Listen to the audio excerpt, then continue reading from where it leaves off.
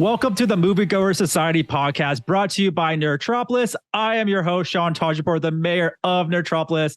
And once again, joining me is Drew Munhausen, my co-host, the professional media and movie mastermind. What's going on, Drew?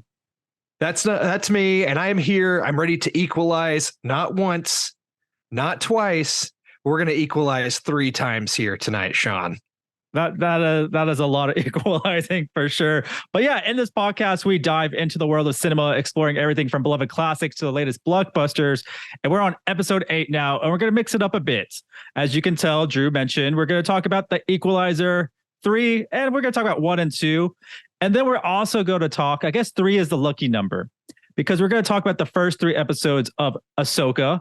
And on top of that, we're going to have a special guest who will be joining us, and we'll make the jump to hyperspace to talk about Ahsoka. So we have something to look forward to later on. But before we get into that, I want to make sure that everyone can connect with us online. And you can find myself, Nerdtropolis, all that stuff at Sean Taj and at Nerdtropolis.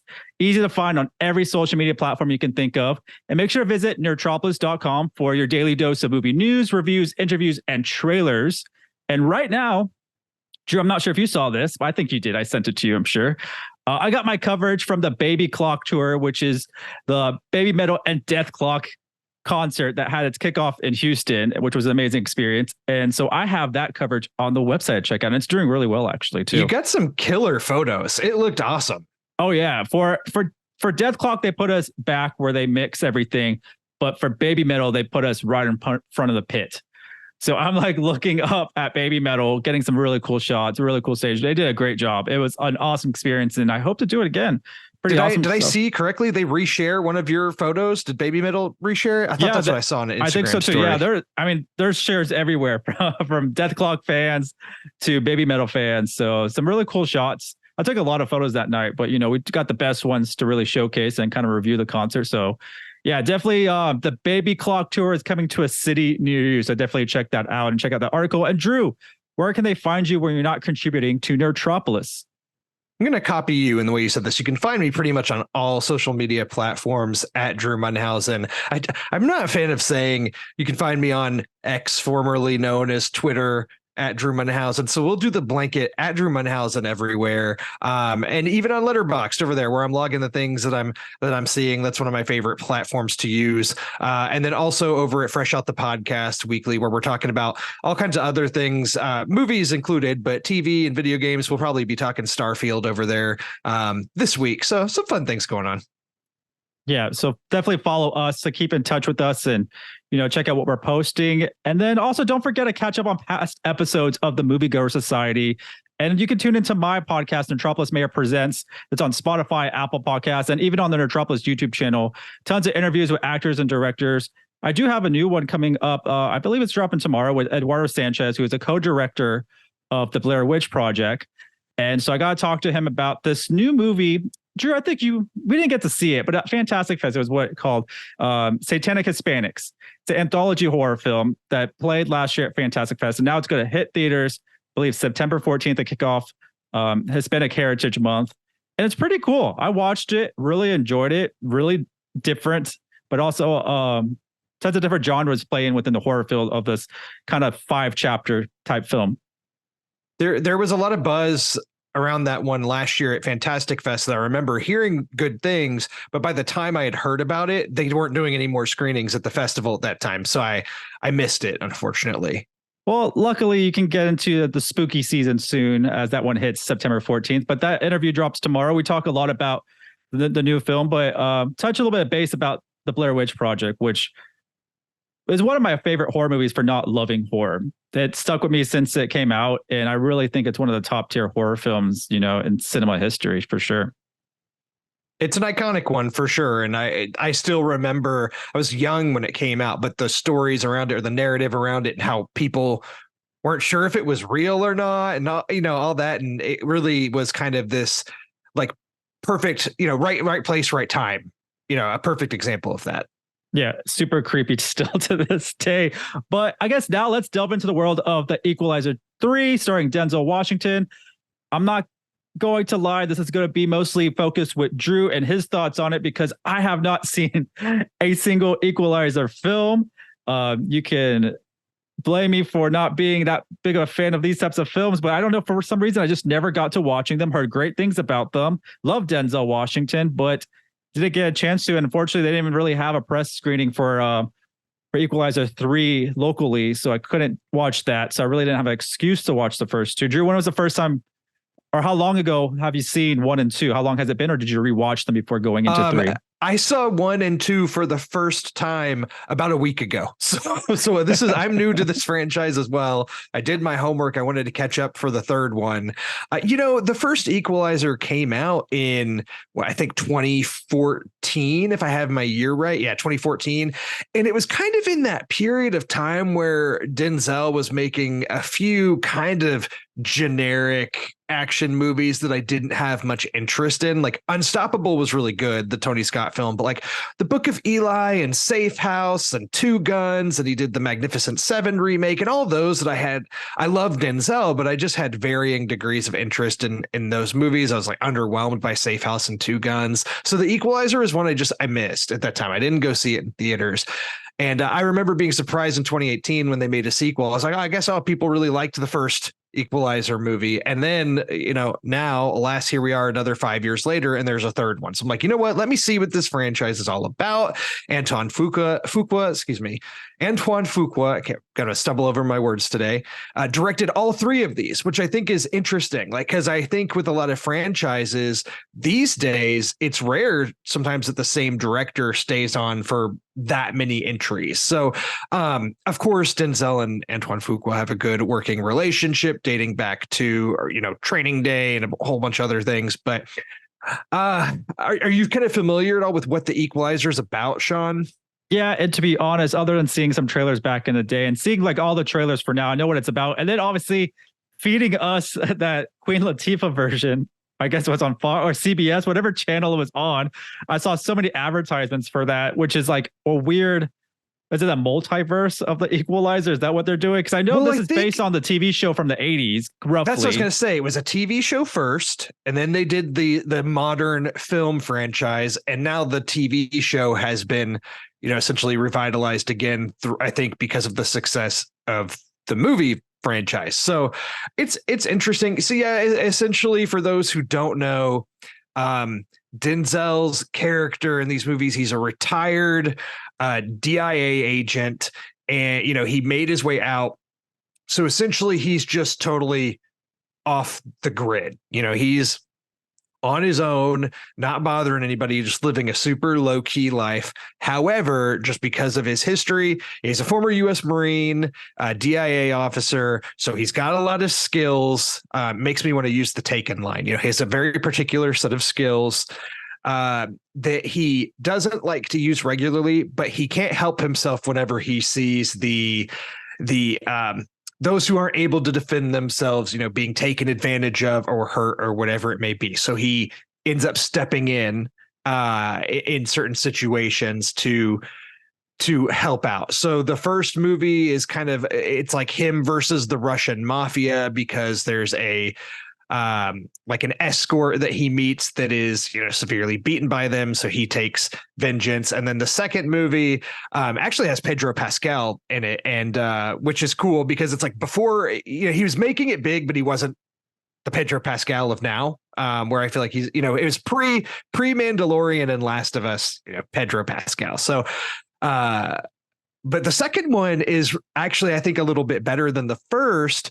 And it kind of has its overall plot that it moves towards happening in the background. But the first half of the movie has Denzel's character just working as a Lyft driver, and like he'll hear things while being a Lyft driver, and it's almost like he's a superhero, right? But that's how he gets his missions, is through the people he drives around through his Lyft. Like when a woman gets placed in the back of his car who's clearly been sexually abused somehow, and then he has to go get vengeance on her attackers, things like that. And I could have seen a whole movie just of that. Like that was the stuff I was really interested in. But of course there's like a big budget action finale that you would come to expect from these kind of action movies. The third one is a total departure from the first two, where it all takes place. I want to say it's somewhere it's in Sicily. So, Drew, are they all rated R films? I believe so. They're all pretty violent. They're pretty graphic, huh? Yeah. And the third one, though, it takes place in Sicily, and the first half of it is just really slow. And I don't mind a slow burn movie at all. I'm totally fine with a slow burn. This one, maybe a little too slow paced for what you go in expecting to be an action movie. And once the plot starts picking up, as it does, probably about an hour of the way through, and this movie is only, an hour and 45 minutes long. There's some decent action there, but just it almost seemed like Antoine Fuqua was just more interested in showing Sicily and showing these locations than he was in creating like a fast-paced action movie. Dakota Fanning is in the third entry, and it's kind of fun seeing a reunion, a Man on Fire. Yeah, Man on Fire. That Man on Fire is a great film. I think I have it actually. I think that's how good it is that I actually have that movie. That was a good time where Denzel was in a couple movies that were similar. What was Man on Fire? What's the other one that's similar to Man on Fire? Man on Fire. I might have to look it up. There was almost a film that was very similar with Denzel. But I know he did the Manchurian Candidate remake. I'm gonna have to look this. Inside Man, Deja Vu. Man, he was making a lot of action movies. Maybe it was Inside Man. But yeah, he made a lot of pretty good movies for a certain time. And then I felt like when you mentioned like Two Guns and everything else, it kind of dipped back down.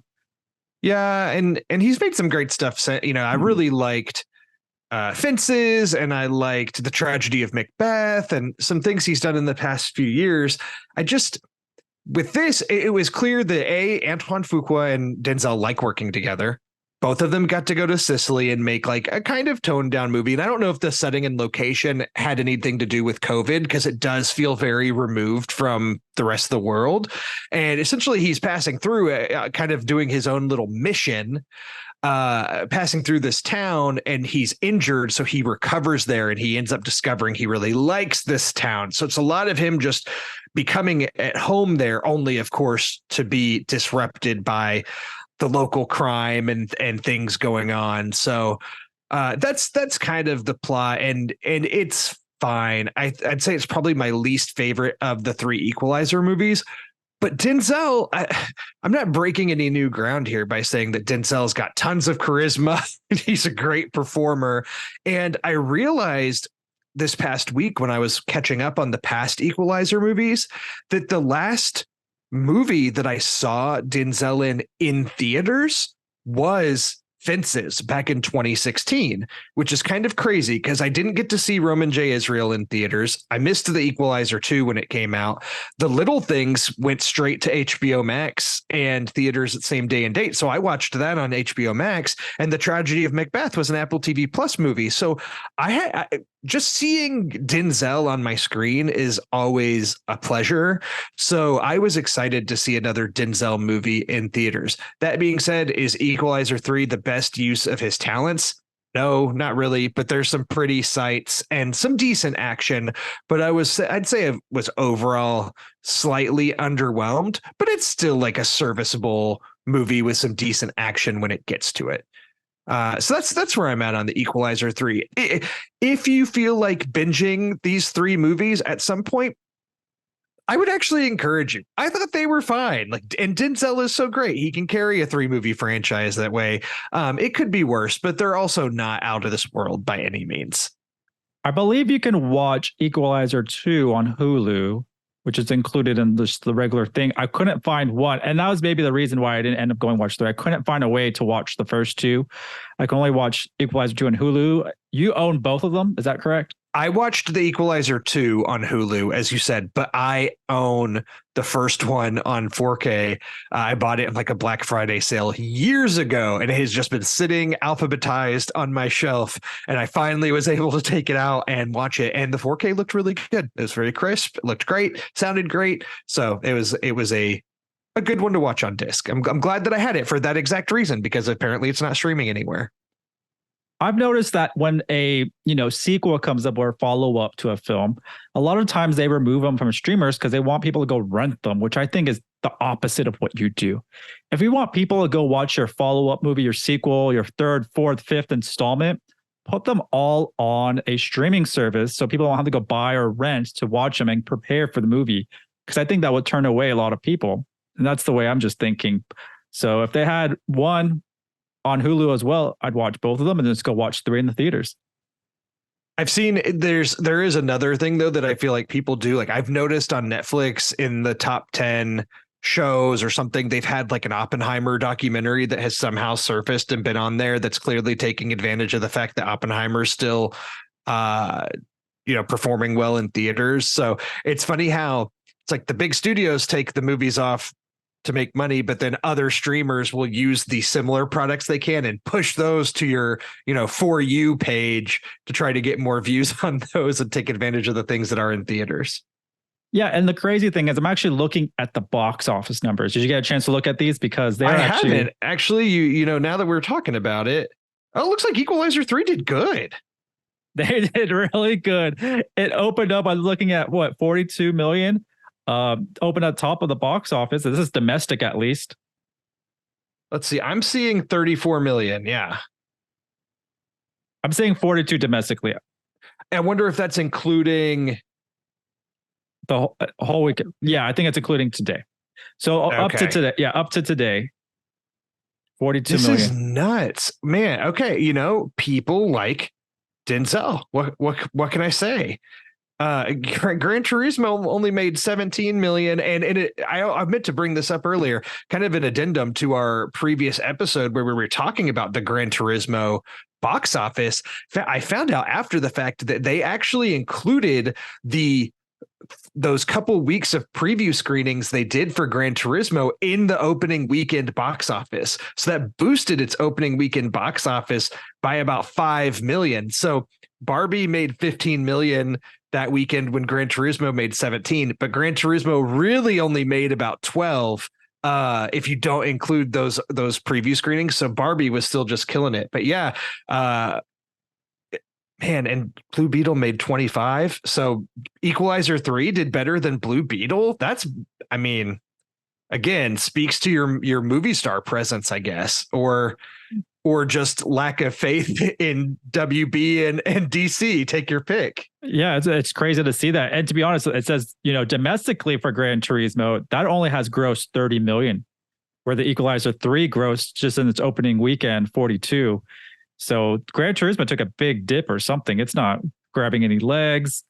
Barbie's still top 2, bringing in some good chunk of change, and they haven't done that IMAX screening yet. I was going to say, it's here to stay for a long time. But good for the Equalizer. I got to say that. Good for Denzel. That's pretty impressive for a rated R flick to open with these numbers. Yeah. I'm genuinely shocked.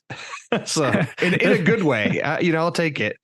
Not even though I'm like lukewarm on the Equalizer 3, I want movies to perform well at the box office and I want people to be going to theaters. So I'm all for it. How was your theater experience? Was it crowded? When did you go, and was it packed? It was not crowded. I went early Friday afternoon because I was able to escape work early for the holiday weekend. I went with my father. So this is absolutely the type of movie like go see with your dad kind of thing. If he's into these kinds of action movies as my father is. And it was a good experience. There were maybe like 10 other people in the theater. It was not busy at that time. So ranking the 3, how'd you rank them? I would rank them 2, 1, 3. Okay, and then what's your star? So let's do your star rating then for your 2, 1, 3. I'm gonna go 3.5, 3, and like a super light 3 on the third one. I don't feel like it's a 2.5, but it's like bordering there. And I know you and I have different scales, but I'm like, it's like kind of middle of the road action movie, but it looks pretty. So that's where I'm at. So that's okay. So sell it. I'll be nice. I'll give it a 3. Sell it to me a little bit more because I need to see if I need to go watch this or skip it because I'm still like trying to figure out if I really should pay attention to the trilogy or not. Or can you sell it to me? Not more than I already have. I feel like absolutely the first two, I'd be like, yes, go watch those. And if you've watched those, you're probably like, well, I'm going to watch the third one, but you might be a little bit disappointed with the third one. It's just a little bit slower and more atmospheric than the first two, but it's just less of an action movie. And I feel like in these movies, you want Denzel, whenever Denzel is, this is going to sound bad, whenever Denzel is hurting people on screen is when these movies are at their best, because he's just, even at his age, he's so good at being intimidating. It's impressive, really. I might just have to watch it just for Denzel then. It's a hard sell. I really don't want to watch it, but just because it's Denzel, that's the only reason I would watch it. Even a bad movie can be watchable if Denzel is in it. That is true. I do have to agree with that. There's no such thing as a bad Denzel movie, but it's just finding the time to really justify watching this trilogy at some point. Luckily, they're very watchable. So, I mean, they're a perfect Saturday afternoon. Maybe I'm not interested in what football games are on. I just want like something, an action movie I can watch and turn my brain off. It's like a perfect Saturday TNT movie. I don't know. Probably where I have to find the first one then. So Hulu, if you're listening to this, put the first one on the streaming service. If not, I have to go hunt on TNT, TBS, USA. It has to be somewhere to watch the first one without paying any extra for the million things we're paying for already to watch movies and TV. Yeah, and there's other people, like it's all about Denzel, but there's other people that show up in these that can be fun to watch. Like Chloe Grace Moretz is in the first one, and like as I said, Pedro Pascal's in the second one. Dakota Fanning's in the third one. So like there's some people that pop up too that can be fun to see. All right, well, we'll see if Sean ends up watching them or not. I'll keep you posted on that one. But hey, even if it's a year from now, and hopefully we're a year from now, we're on episode 60 of the Nerdtropolis Moviegoers Society podcast, and you'll be like, "Hey, remember on episode 8 when I said I might watch the Equalizer movies? Well, I finally did it." I can see Drew asking me every episode, "You watch it yet? You watch it yet?" And we'll see when that time has come. That can be the recurring bit at the end of every episode. And Sean, as always, have you watched the Equalizer franchise yet? But now I think it's time that we travel to a galaxy far, far away and bring on our guest who's so knowledgeable about the Star Wars universe and makes Yoda look like a Padawan. Please welcome the owner of the Scum and Villainy Cantina that is on Hollywood Boulevard in Los Angeles, California, our very own Jedi Master of Star Wars lore, JC Reifenberg. Hey, JC, thank you so much for joining us on the Moviegoers Society podcast. Super exciting to have the Star Wars guru with us to kind of talk about the first 3 episodes of Ahsoka. But first off, tell us a little more about the Scum and Villainy Cantina. I think everyone wants to kind of hear the story, and this is going to be the travel destination for us nerds in the pop culture community. So tell us more about it. Oh my gosh. The way I kind of describe Scum and Villainy is like a comic book shop that sells food and drink instead of comic books and toys, if that makes any sense. The goal was to try to you build a familiar place so that when people walk into it, they feel comfortable, right? Like, oh, there's something familiar about this place kind of thing. And so, yeah, it's just, I don't want to say we're the first nerd bar because we definitely weren't the first nerd bar. But I think we do a really good job at being one of the more immersive, kind of like you walk off Hollywood Boulevard and you feel like you're somewhere else. The way I kind of describe it is if you've read the book Ready Player One or you've seen the movie Ready Player One, I like to say like we're kind of like if anybody were to design a hangout in the Oasis, that's us. You kind of start with the blueprints of something and then just add bits and pieces of everything you love into it. That sounds amazing. And I have not been there, but I know about it very well.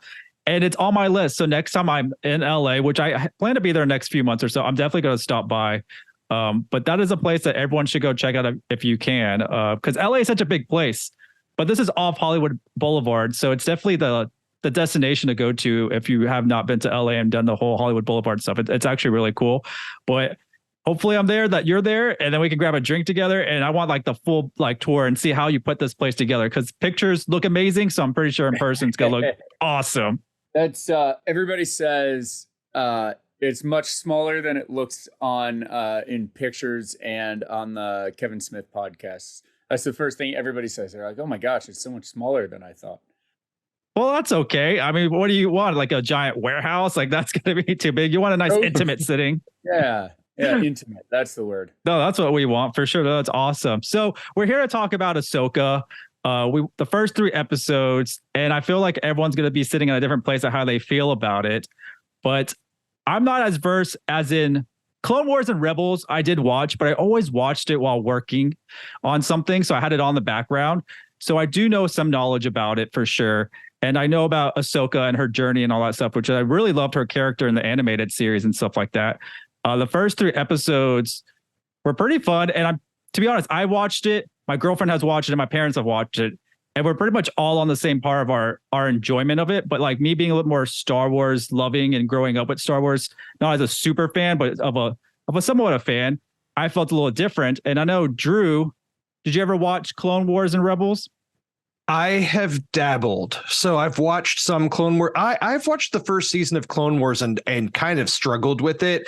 But everybody that's a big fan of that show, I feel like the narrative is you just got to push through the first 2-3 seasons. And then once you get beyond that, it's like some of the best Star Wars content out there. And I've heard the same about Rebels. I've, again, dabbled in Rebels enough to be familiar with the characters and enough to watch Ahsoka and have an idea of who people are and what's going on. That being said, this is kind of we're straying from the path a little bit on this podcast because usually we stick to movies, and this is obviously a TV show, but the cinematic nature of Star Wars, I feel like, still applies to our show. I feel like I have friends that love the Clone Wars and love Rebels, and the response from them with Ahsoka has been, this is like a dream come true. Seeing these characters live on screen is a dream come true. They're loving every minute of it. I've had friends also that have watched the first couple episodes and said, I had no idea what's going on. I don't know, kind of watching it just to be part of the conversation, but I just really don't have an idea of what's going on. I feel like I'm in the middle. I'm able to watch and enjoy it while not having the same level of, not nostalgia, but I guess just connection with some of these characters is the way I'd say it. So, JC, I'd love to hear where you're at on this too. And I have to say this before, JC knows everything really. To me, he knows a lot about Star Wars when it comes to books, comics, TV shows, movie. Like his knowledge goes so far in everything that has been produced Star Wars wise. The stories that he knows that haven't been produced for big screen adaptations, like he knows all the lore so well. So I'm super excited to hear what JC has to say. So the floor is yours, sir. So of course I've watched Clone Wars. You are right. Like you kind of have to choke through the first season of Clone Wars. You definitely have to choke through the first season of Rebels. By the end of the second season of Clone Wars, the last few episodes are fantastic, and then it just gets better from there. Rebels is a little bit more up and down. The one thing I do want to respond to that you said is the people who love Rebels are watching this and saying it's a dream come true because they're seeing their characters in live action. And I always have a really big problem with that. I have a really big problem with that because I think that opinion degrades animated storytelling, meaning like, oh, this isn't good, or it's not as good if something's drawn rather than having it live action. And that's something I've always said, like, I don't need to see a live action Ahsoka to make Ahsoka count in my head. The animated Ahsoka was written fantastically, especially towards the end of Clone Wars. I don't need somebody to portray that in live action to make it count in my world. So I always kind of take issue with that because I'm like, animated storytelling is still storytelling, and it's just as valid as any other form of storytelling. And a lot of times with animation, you can do stuff that you can't do live action, and you can get away with stuff that you can't get away with in live action. So in some ways, like, it can be superior than than what you get in live action, just even in terms of budgetary constraints and things like that. Like, you can really tell a full story in animation that isn't limited by, you know, COVID testing or actor availability in the same way, you know? Anyway, so there's my there's my overarching thing about that. In terms of Ahsoka, you know, as it starts off with the red opening scroll, as somebody who read the Timothy Zahn Heir to the Empire series back in 1991 when it came out, which might be before some of you guys were born even. Around that time. It was really exciting. It's really exciting to see to see someone like me who's been like ride or die with the books or whatever they were putting out back when nothing else was coming out. It's exciting to see some of that stuff get referenced or alluded to. What are some examples of stuff from the book that's being shown? Well, I mean, just even like, you know, Ahsoka says Grand Admiral Thrawn is the heir to the Empire. I mean, she says the name of the book in the first episode, which is just, it's cool. Like, kind of general plot type things in Ahsoka kind of line up with things that we've seen in those that have come before. I think watching the first 3 episodes of Ahsoka, I would put it definitely in terms of Star Wars TV. I don't like it as much as Mandalorian season 2. I think it's a little bit better than Book of Boba Fett and Mandalorian season 3 thus far. I think that Ahsoka suffers from a lot of things. Well, first off, it's coming out after Andor, and I think Andor is like maybe some of the best Star Wars storytelling that we've seen since 1983. It was brand new. It was stuff we've never seen before.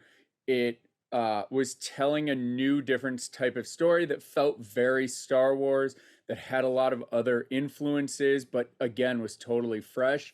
And it was exquisitely acted, and you cannot, if you're watching Andor and you only watch the episode once, you miss 50%. Like, everything's layered. Every bit of dialogue, every shot, everything in that show is so intentional and so purposeful that now when I'm watching Ahsoka, it feels meandering a little bit. I'll say the first episode that Dave Filoni directed, the camera direction and the way it was shot was some of the best cinematography I've ever seen in a Star Wars movie. It was gorgeous. It was beautiful. The camera was revealing things and setting things up without dialogue. That was great. But then, like, Hera shows up and you're like, why is your makeup worse than the cosplayers I know? And why are you still wearing the same outfit that you were as like a little rebel, but now you're like the general of the thing? And yeah, I felt the same way with Hera. I thought, looking wise, the cinematic look, and also like the first 3 episodes are chapters, or part 1. That's like part 1, part 2, part 3, and it's like weird pacing to me to do that way. They should have really just made this a movie if they're gonna do these part 1s and part 2s like that. It's also, I'm gonna get roasted for this, but it's boring. Ahsoka is boring. Meaning, we've gotten 3 episodes. The first episode is 45 minutes. The second and the third episode are 30 minutes each. So it's an hour and 45 minutes. If Marsha Lucas was editing Ahsoka, it would have been probably 50 minutes total. And I say that because, like, in the third episode, you're watching this cool space battle, and the ships are cool, and they're doing the right thing. They're doing the things that everybody else has missed, where they're like in the cockpit and people are talking to each other, but it's boring. And I think part of it is like when you're watching that, like Ahsoka and Sabine Wren both, it's almost as if they know they're the main characters of the show and there's no threat to them, right? Like their shields are down on their ship and both of them are like, okay, I'm going to go outside. And Sabine's like, okay, Ahsoka, go outside. What are you going to do? Is this the first time we've seen a spacesuit? Like, it is. And it's so, it should be so cool, but there's no sense of urgency in any scene in any of the first 3 episodes. It's just not, there's like no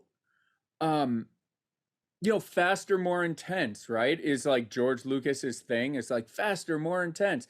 And that's what Star Wars is. And Ahsoka, like I saw some people being like, well, it's a slow burn. Like Andor was a slow burn. I am all for a slow burn. But a slow burn, the reason that works is it's like there's intrigue and they're setting stuff up. And like the characters might be like a step ahead of you, right? Like kind of like Raiders of the Lost Ark is a little bit of a slow burn until it gets going, right? But like Ahsoka's not a slow burn. It's like spreading out this story over this like length of time. Like again, Raiders of the Lost Ark, the scene at the beginning of Ahsoka should be like the map room of Raiders of the Lost Ark.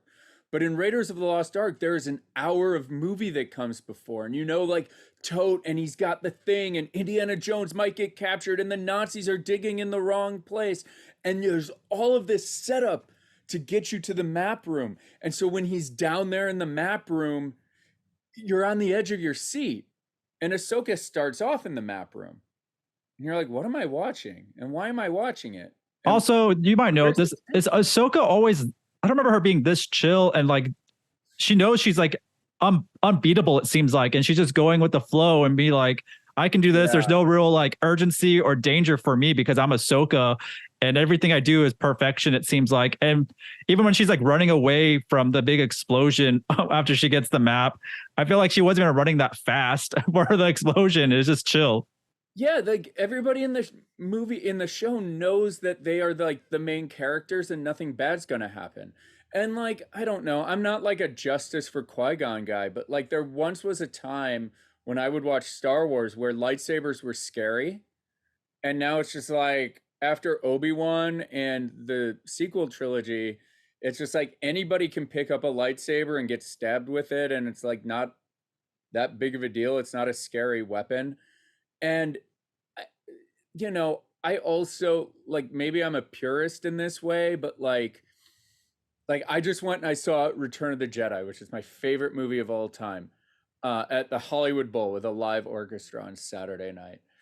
And there's so much weight to Yoda being like, that boy was our last hope. I mean, that's Empire, but like that boy is our last hope. No, there is another Skywalker, Luke talking to Leia, like, Leia, if I don't come back, you're the only hope for the Alliance. No, Luke, don't say that. You have a power I don't understand, right? All of that stuff is like building up to this idea of like,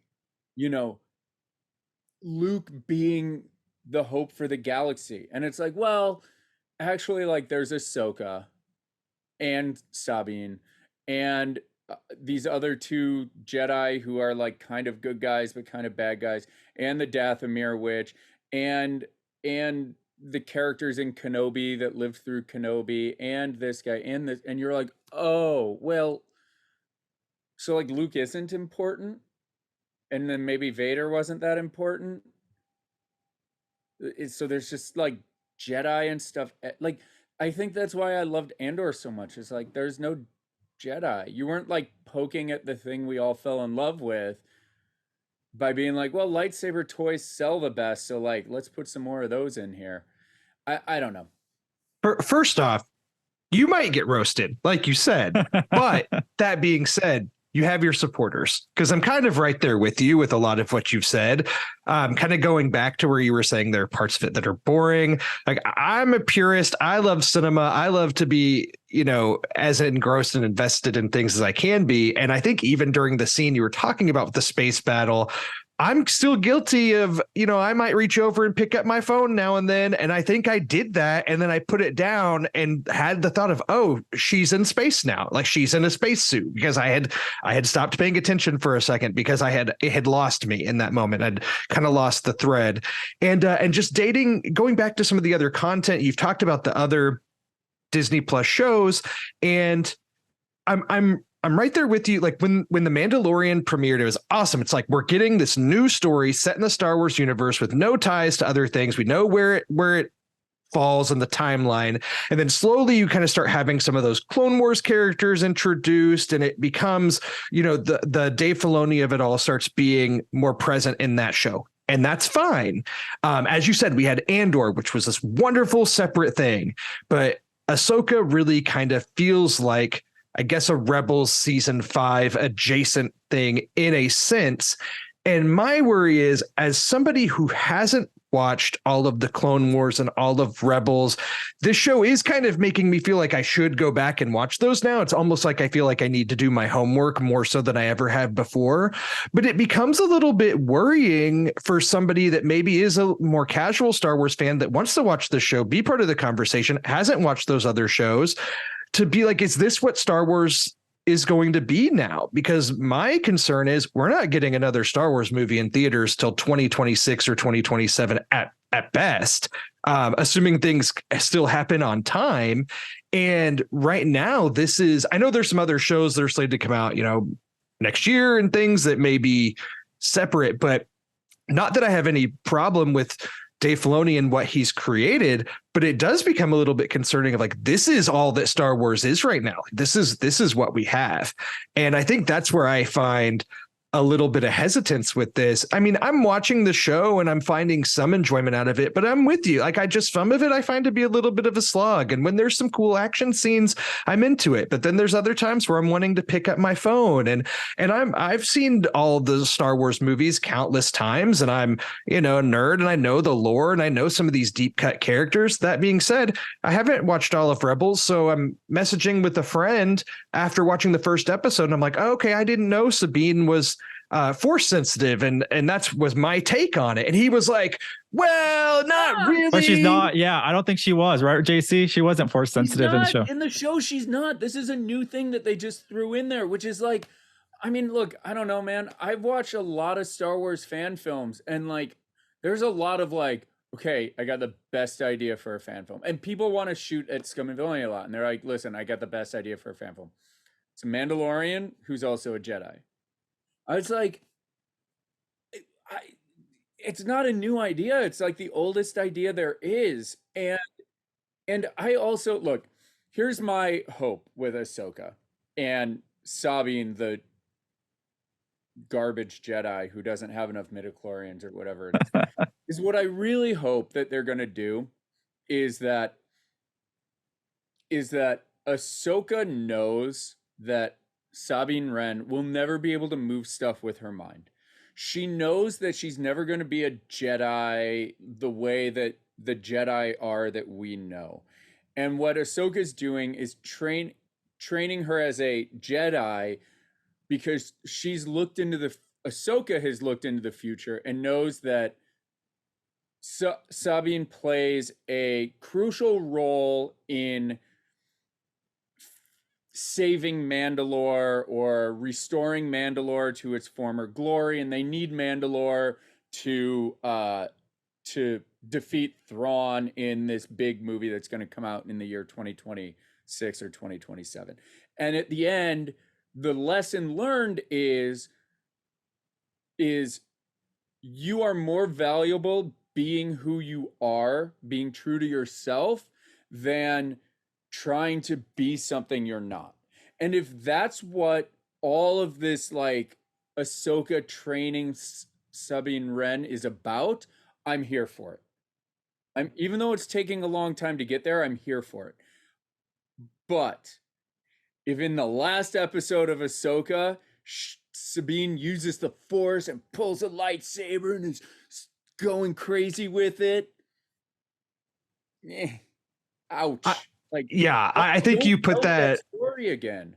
You've put it very eloquently, and I just feel like, I understand that a non-Jedi can pick up a lightsaber and use it. We saw Finn do that in The Force Awakens. I get that. And I also understand that technically in the depths of Star Wars lore, like the Force is within everyone, it's within anything. And technically somebody that's not necessarily super Force sensitive could potentially use it in certain ways. So I understand that. But still, like the dummy part of my brain sees character pick up lightsaber, I think Jedi. Like that means you can use the Force or potentially can.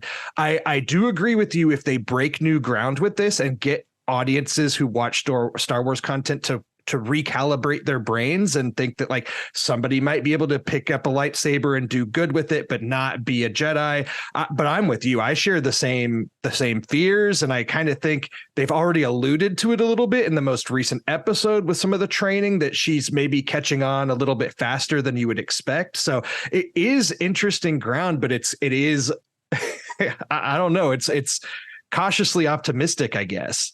I mean, here's the thing, right? I have a huge nerd background, but I'm like one of those weird people that has a huge sports background as well, right? I played baseball and football for a number of years. I worked for Major League Baseball. I've been around a lot of professional athletes. Now, at any given time, there are 730 some odd professional baseball players in the world, right? In terms of Major League Baseball, not so in this country, in Canada. Now, there are some people who have to work really, really hard and just skim the surface of being able to be a professional athlete. And then there are some people who have an innate talent that just is born with them, right? So I'm already liking this metaphor a lot. So if Ahsoka is telling Sabine that all it takes is you to believe in yourself and work really hard, it's like that's not realistic to the way that humans are. Like I'm sorry, but I'm just like never gonna hit the ball as well as Aaron Judge. I'm not. He was born with something special, and that's why us commoners look up to athletes, right? Because they can do amazing things with God-given talent that we can't do. And that's kind of like, I don't need it to be like only Skywalkers can be good Jedi. Like, I don't need that. But there does have to be something about being a Jedi that's not just like, you can wake up one day and really work on believing on yourself and listen to self-help podcasts and you'll be a Jedi too. Like it devalues the entire. Well, we got to teach the kids something that watched Rebels and Clone Wars that are watching the show. Maybe it's for the little ones to encourage them to do. But even still, it's still better. Like you can encourage them, but guess what, Timmy? Like you're never going to be a professional baseball player. You're never going to be in the Olympics because you're only, 5'4". And you just can't compete with the rest of the people. You weren't given those. You weren't 6'6" Michael Phelps with webbed fingers. Like you just weren't born with that. And I think to encourage the kids, the better lesson is actually find who you are and do you and be the best you can be and learn how to train to be the best you. And if that's what they're doing here, like it's awesome. It's amazing.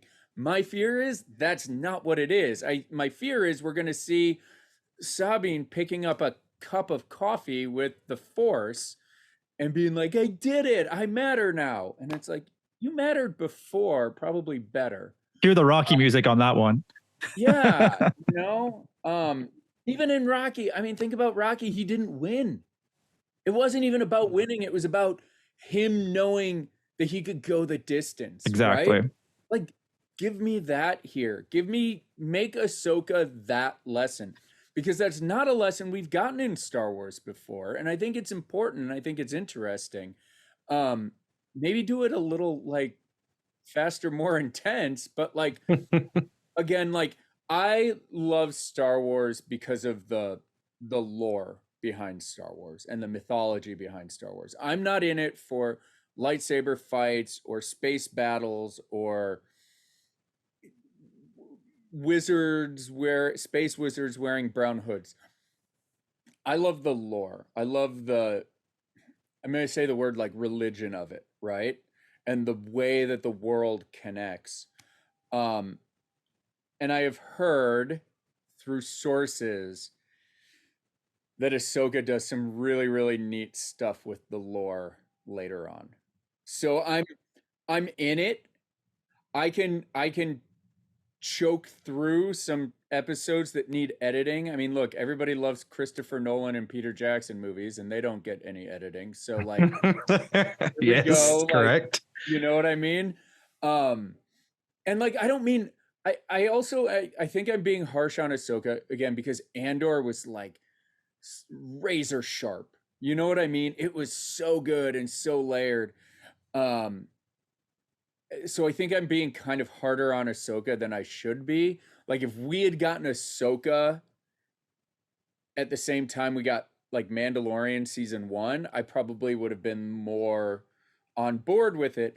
But like you don't have like Mandalorian works so well because you loved Mandalorian and Grogu and like that evolution of that relationship where like you said, like if you haven't watched Rebels and Clone Wars and all of this, you've just been dropped in the middle of this thing and you're like, here's this family. They're a family. But they don't even really say that. You're just left to like try to pick up on the relationships and why these people care about each other, but like you're not given any reason to do it. It'd be like watching Ant-Man Quantumania. Like this feels very like phase 4 Marvel, whereas like you could kind of watch Avengers and like, yeah, you're not going to pick up on all of it, but like you could watch Avengers without seeing Iron Man, Captain America, and Thor and still follow it, right? Because it's like these superheroes need to come together to fight this big bad guy. Whereas like all the new Marvel Phase 4 stuff, it's like, well, if you haven't watched Loki season 1, this makes no sense. And I'm like, I didn't watch Loki season 1, and this makes no sense. You know? Mm-hmm. Like you have to see everything. And I don't like that Star Wars is like they need to build up to that. And in doing so, you create that tension in the show. You know, I also think that the it's okay. You can say it. Just go for it. I just think that I've worked on movies with Rosario Dawson. Rosario Dawson is one of the world's greatest actresses. She can do anything. I don't understand why the direction for Rosario in this show is cross your arms and side eye. Cross your arms the other way. Okay, that's this actually, I'm glad that you said that because I assumed that's something that I just missed out on by not having watched all those other shows. I'm like something because I've seen the first season of Clone Wars, remember? So I remember Ahsoka as being the young Padawan who's calling Anakin Sky Guy and, you know, kind of almost kind of annoying. And I know she had that reputation early on before she became a really great character that people loved. But I just assumed maybe she's really been through some stuff that's caused her to be that way. But hearing you say that as somebody that has seen all these things makes me go, okay, maybe I'm not alone in thinking, why is she like this? Yeah, her personality doesn't match what she was growing up or what they showed us. I was like, that's not where I would think that she would be, say present day or that time it's on. It's just like, that's not the Ahsoka I would think she would be. It's very strange. And I'm curious of why she would go that way. Well, and here's the thing. If you're going to ask if you're going to ask the audience to take a leap with a character, right? This was one of my big problems with the sequel trilogy is like, you're asking me to take a leap that Luke, when we last saw Luke, he was here and now he's here. And in the sequel trilogy, I felt like it was just like, well, it is what it is, and deal with it, right? And then I kind of feel like that's what this is here, where it's like, if Ahsoka is now older and more, you know, I don't know, Mace Windu like, or whatever, like more like straight across the board, like before she goes to the map room, give me a couple scenes that explain why she's changed. You know what I'm saying? Like, and it's only been, I mean, this is 5 years post Return of the Jedi. Then there's a year between Empire. So it's been 8 years since we saw Ahsoka and Rebels, right? So a lot can happen there. But like, catch me up. What happened? Why is she like this now if she's not the way she was when I last saw her?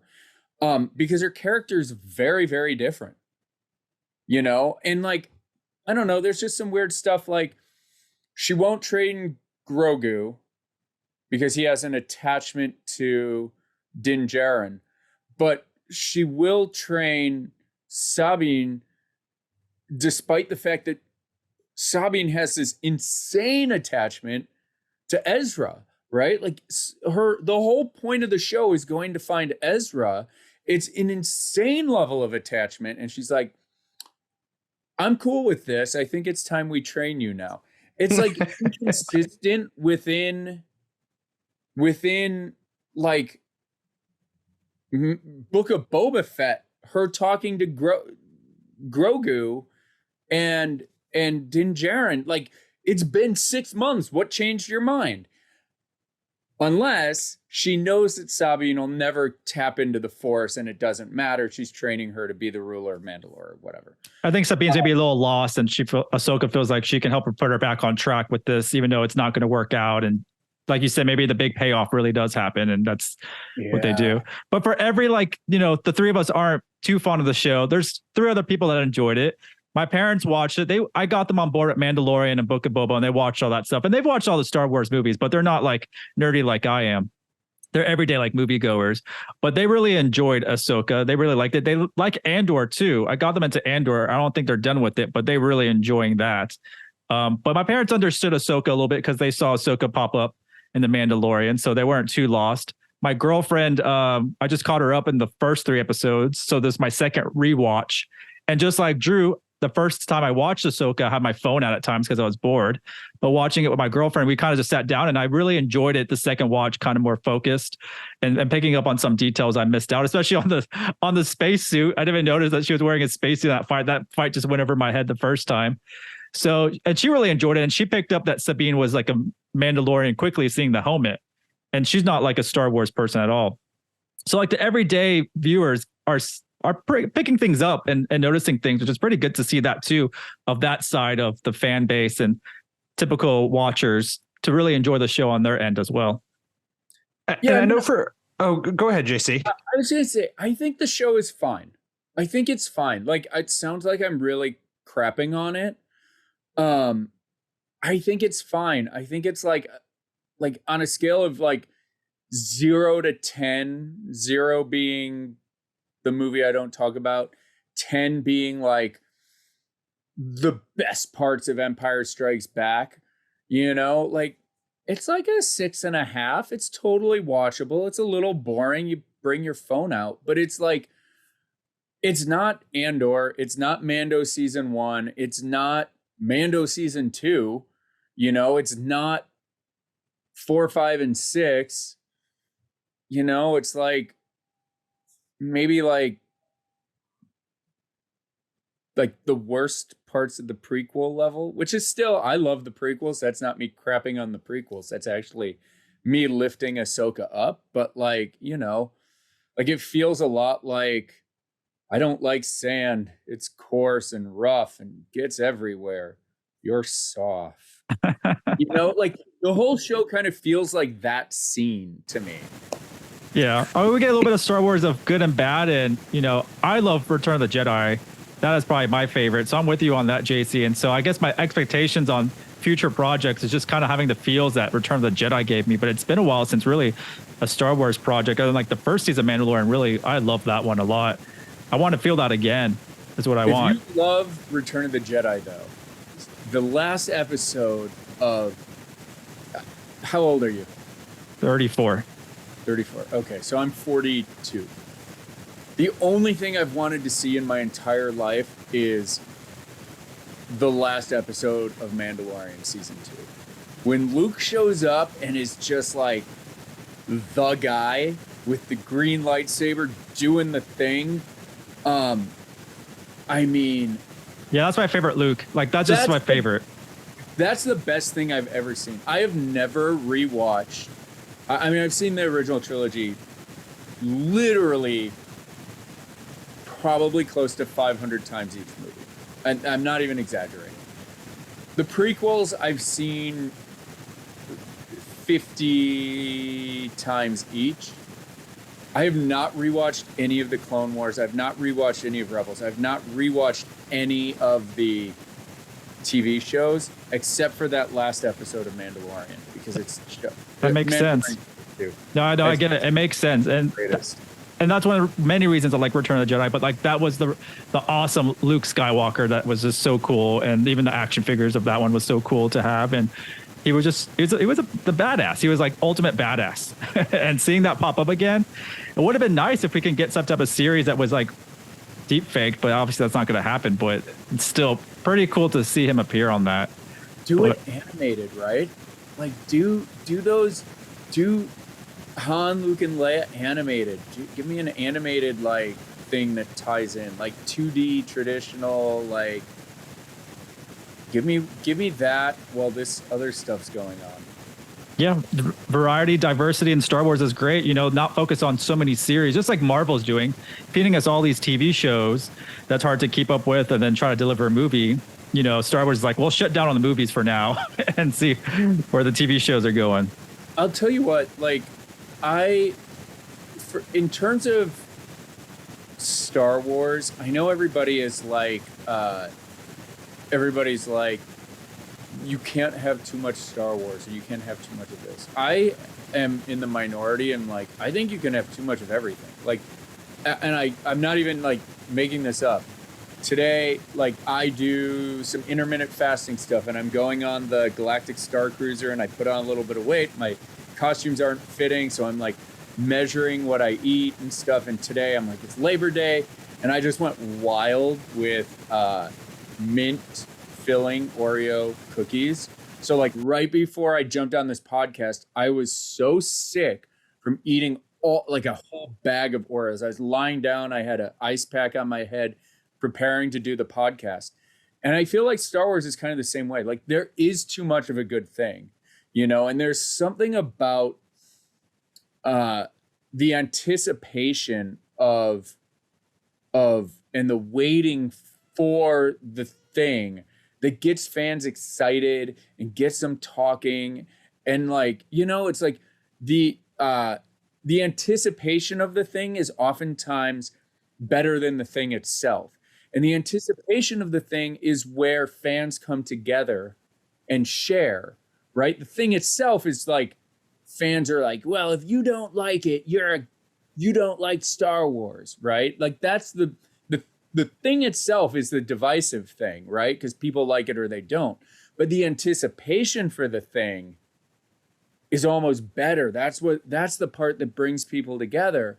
And like, that's what's missing from Star Wars fandom right now is there's been no anticipation for anything since like, you know, 2013 when they sold Lucasfilm and they're like, we're making more movies. Like ever since then, it's just like, hey, did you wake up this morning? There's new Star Wars out there. Even back in the day with the books, like, you know, one book would come out a year. Now it's like 5 books a month plus comic books, and it's all supposed to tie in. And C-3PO's red arm only makes sense if you've read the C-3PO one shot that came out in the same time as the movie. I'm like, oh my gosh, you guys. I have a big appreciation for a lot of your takes here because I guess I just feel like, to kind of reiterate one of the things you said earlier, just going back to Ahsoka, is I'm not hate watching the show by any means. Like I am finding enjoyment in it, but I just feel like the show has a lot of baggage, or there's just a lot of interesting conversations that take place around this that are really coming to light with this show in particular. But I feel like I've gotten a little bit of the response of, well, you would like this a lot more if you had seen those other shows. And I like the fact that you've seen them, and your take is that's not necessarily the case. And you talked about it this with Star Wars. Like, I'm a big Marvel guy. I was collecting Marvel comics years and years ago before they were the pop culture phenomenon that they are now because of the movie industry. It was like I was collecting them when they weren't as cool to collect. And so seeing all those characters come to life on screen was great. And even years ago, when they're announcing the Disney Plus slate of Marvel shows, I'm like, yes, give me WandaVision, Loki, this and that. Like I was saying, give it to me. And now in the current slate of things, I've made a 180. I'm like, yeah, push it away. Let's take a break. So I'm right there with what you said. Like, there is absolutely such a thing as too much of a good thing. And with Star Wars, we're in like a weird drought, but then the stuff that we're getting is like not necessarily what I wanted with Star Wars things, but I get that there's an audience there. But I'm just glad that it's not all, well, if you haven't watched these, then you can't enjoy this. Like, it's not necessarily that all around. And there's too many fandoms that work the same way, that you have to watch everything to kind of get what's going on. And they're just feeding us too much content. Maybe even Star Trek has a lot of stuff on Paramount, and they canceled a couple of things too, because I think they were understanding there was just too much stuff. But, regardless, we love Star Wars. We're not trying to be harsh on any of it, just how we feel. And, we always like to talk about both sides of things. It's tough love. You're more harsh on the things that you love, right? Yeah. And that's why we wanted to bring JC on, because JC just knows so much about Star Wars. So it was a real pleasure to have you on, JC. Like, really excited to get you on here. For those that are wanting to follow your intergalactic journey, share your socials and your website with everybody. You can, Scum and Villainy Cantina.com is the website for the bar. We always have cool stuff going on down there. Me personally, if you want to get in touch with me, Twitter, which is now called X or whatever, is probably the best way to do it. I'm just at Reifenberg, which is spelled out like my last name. Also, Instagram is more like personal stuff, I guess, which is just at JC Reifenberg, because at Reifenberg, I think, was already taken on that. I was late to the Instagram game. But yeah, that's probably the best way. Or like, if you're in LA, come find me at Scum and Villainy. That's the place to go. That's on my bucket list for sure. So I'm going to come out there. Make sure you have it. If you haven't yet, check out our previous episodes of the Moviegoers Society Podcast. And in my personal podcast, Nerdtropolis Mayor Presents, where I interview directors and actors all on the Nerdtropolis Podcast Network. And Drew, where can they find you? You can find me at Drew Munhausen on X, formerly known as Twitter. Catch me over at Letterboxd, logging the movies and things that I'm watching, or over at Fresh Out the Podcast weekly. Yeah, thanks again for joining us for another episode of Moviegoers Society. And once again, I am Tajipour, the Mayor of Nerdtropolis, and we will see you at the movies.